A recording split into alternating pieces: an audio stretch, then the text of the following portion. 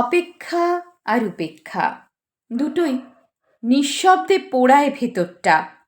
অপেক্ষা যে করে সে প্রতিদিন আশার আলোয় বাঁচে, আর উপেক্ষিত মানুষটা ধীরে ধীরে নিভে যায় নিজের ভেতরেই। অপেক্ষা হলো ভালোবাসার পরীক্ষা, আর উপেক্ষা হলো ভালোবাসার মৃত্যু।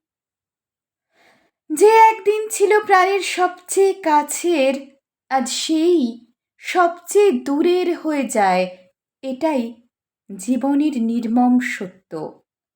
অপেক্ষা সময়কে ক্লান্ত করে, আর উপেক্ষা মনকে নিঃশেষ করে ফেলে। শেষমেশ দুজনেই হারায়। একজন হারায় প্রিয়জনকে, আর অন্যজন হারায় এক আন্তরিক হৃদয়কে।